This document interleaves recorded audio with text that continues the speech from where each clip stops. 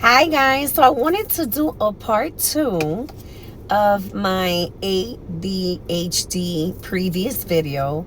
I wanted to touch up on quite a few things. I know I talked about some of the symptoms that, for example, like procrastination, brain fog, adding to that, because there's so much more to this. I didn't want you guys, if you saw my previous video, I didn't want you guys to think, oh, I mean, you know, you losing your keys, oh, okay, that's not a big deal. That happens to all of us. It's not just that. It's not just that. It's not something that may happen here or there a few times. No, this is something that's consistent. The other symptom that I wanted to add on there, well, I'm going to mention a few, is time management.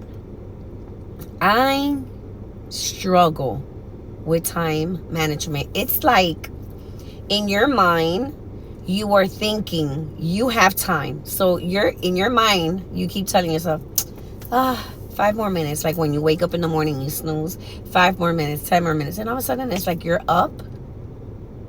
And then you just see the time and it's like, okay, you see that it's, for an example, 6:55, and it's like, oh my God, I should, like, okay, I need to be out of the house like within the next 20 minutes. And you know that you take longer than 20 minutes to get dressed and shower and get ready and all that stuff. So that is something that we struggle with. That's part of ADHD. The other thing is, I did mention brain fog, but it's something that has to do with, let's just say an example. We can be talking to you, and if the conversation all of a sudden is like, not, I don't know, it's not getting our attention.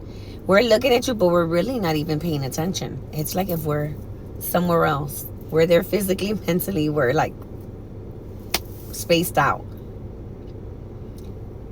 I was watching a video. It's another video of another young lady that she nailed everything on the head. I wish I knew her name, but I just happened to come across it and I can't recall her name for the life of me. She mentioned something that caught me by surprise. She said that people with ADHD tend to like salt. I have been so guilty. I was like, wow, because I am guilty of that. I love salt. Like when I've cooked, now I've toned it down. But there were times when I would cook and I'm like, man, I think I overdid it a little bit with the salt. It's like, for me, it was like, no, I love flavor. My food has to have flavor. Now I cook with a lot of herbs because, as you all know, salt isn't good. But she mentioned that, and that kind of was alarming for me. And I was like, that's weird. That's something I would have never thought. So that could be part of that again. The other thing among time management, procrastination, brain fog, is being organized. You guys don't know.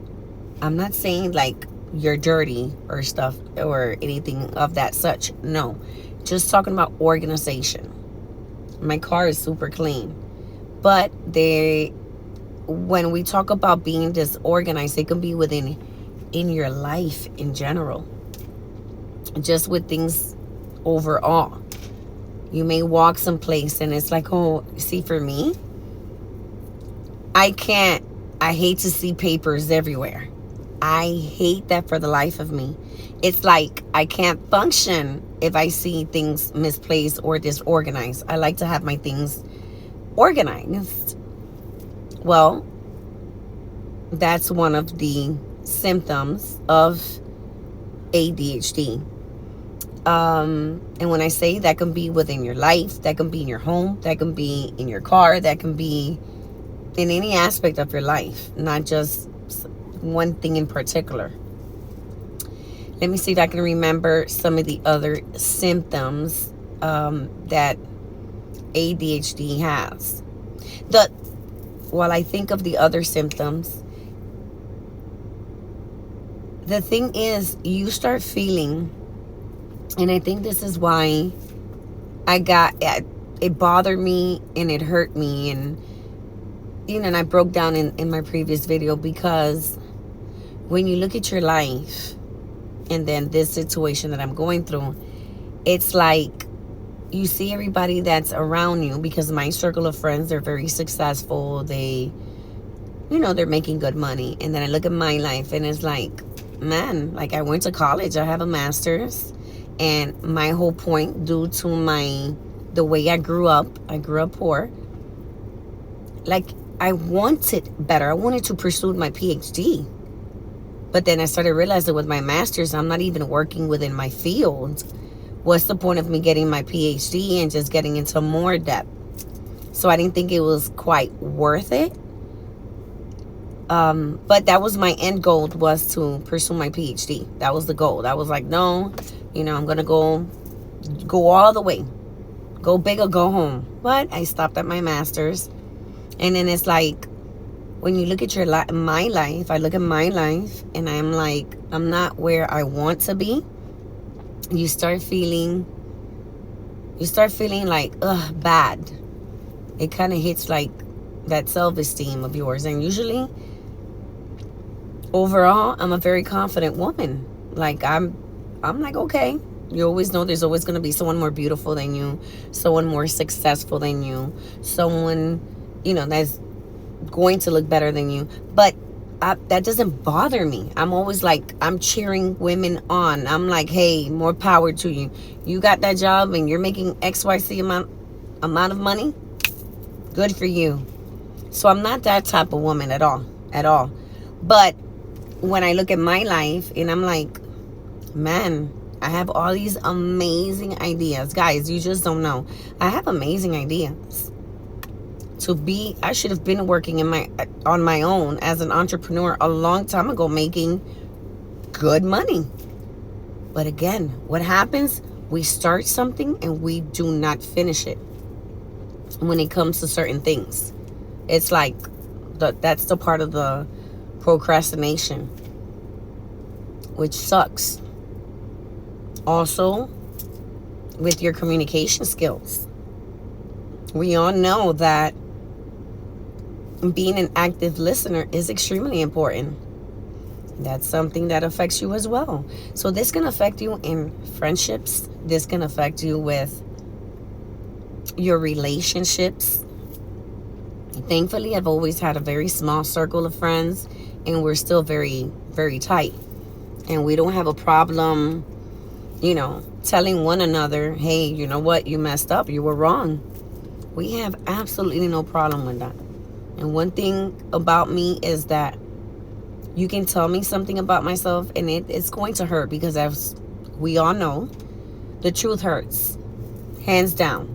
The truth hurts. But it's all about how people tell you, how people talk to you about it. You understand?